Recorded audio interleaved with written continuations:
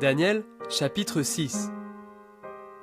Darius, le Mède, reçut la royauté à l'âge de 62 ans. Darius trouva bon d'établir sur le royaume 120 satrapes, qui devaient être répartis dans tout le royaume. Il mit à leur tête 3 chefs. L'un d'entre eux était Daniel, à qui ces satrapes devaient rendre compte, afin que le roi ne subisse aucun tort. Daniel lui-même surpassait les chefs et les satrapes, parce qu'il y avait en lui un esprit supérieur. Et le roi pensait à l'établir sur tout le royaume. Alors les chefs et les satrapes cherchèrent un motif pour accuser Daniel en ce qui concernait les affaires du royaume. Mais ils ne purent trouver aucune occasion, ni aucune erreur, parce qu'il était fidèle et qu'on ne trouvait chez lui ni négligence, ni erreur.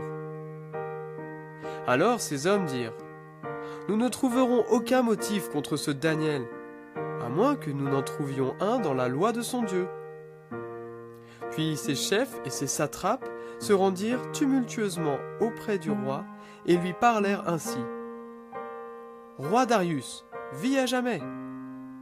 Tous les chefs du royaume, les intendants, les satrapes, les conseillers et les gouverneurs sont d'avis que soit publié un édit royal et que soit mise en vigueur cette interdiction.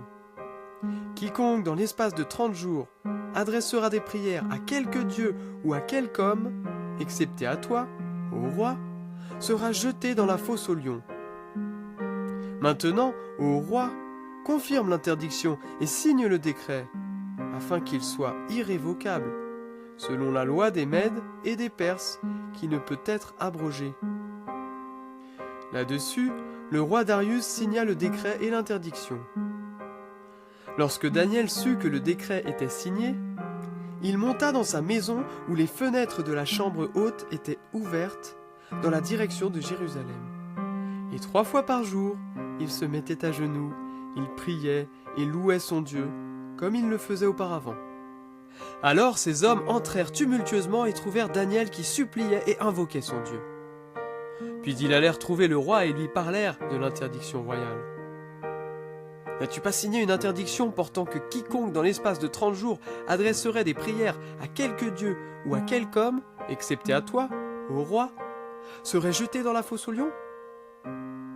Le roi répondit : « La chose est certaine, selon la loi des Mèdes et des Perses, qui ne peut être abrogée. » Ils prirent de nouveau la parole et dirent au roi : « Daniel, l'un des déportés de Juda, n'a tenu aucun compte de toi, ô roi, ni de l'interdiction que tu as signée, et il fait sa prière 3 fois par jour. » Le roi fut très affligé. Quand il entendit cela, il prit à cœur de délivrer Daniel. Et jusqu'au coucher du soleil, il s'efforça de le délivrer. Mais ces hommes revinrent tumultueusement auprès du roi et dirent au roi : « Sache, ô roi, que la loi des Mèdes et des Perses exige que toute interdiction ou tout décret confirmé par le roi soit irrévocable. » Alors le roi ordonna d'amener Daniel et de le jeter dans la fosse aux lions. Le roi prit la parole et dit à Daniel : « Puisse ton Dieu, que tu sers avec persévérance, te sauver. » On apporta une pierre et on la mit sur l'ouverture de la fosse. Le roi la scella de son anneau et de l'anneau de ses grands, afin que rien ne soit changé à l'égard de Daniel. Le roi se rendit ensuite dans son palais. Il passa la nuit à jeun. Il ne fit pas venir de concubine auprès de lui, et le sommeil le fuyait. Le roi se leva au point du jour, avec l'aurore, et alla précipitamment à la fosse aux lions. En s'approchant de la fosse, il appela Daniel d'une voix triste.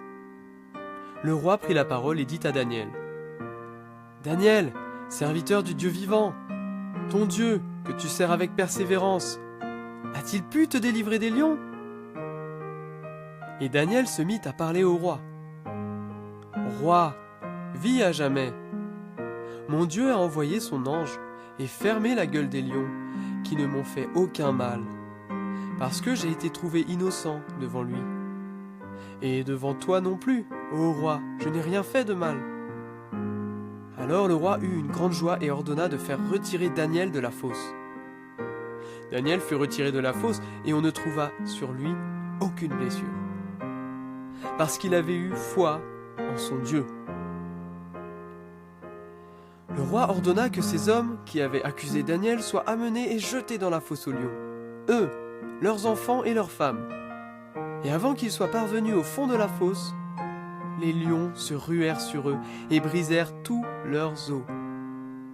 Après cela, le roi Darius écrivit à tous les peuples, aux nations, aux hommes de toute langue qui habitaient sur toute la terre, que la paix soit avec vous en abondance. Je donne l'ordre que, dans toute l'étendue de mon royaume, on ait de la crainte et du respect devant le Dieu de Daniel. Car il est le Dieu vivant, et il subsiste à jamais. Son royaume ne sera jamais détruit, et sa domination durera jusqu'à la fin. C'est lui qui sauve et délivre, qui opère des signes et des prodiges dans les cieux et sur la terre. C'est lui qui a sauvé Daniel de la griffe des lions. Daniel lui-même prospéra sous le règne de Darius et sous le règne de Cyrus le Perse.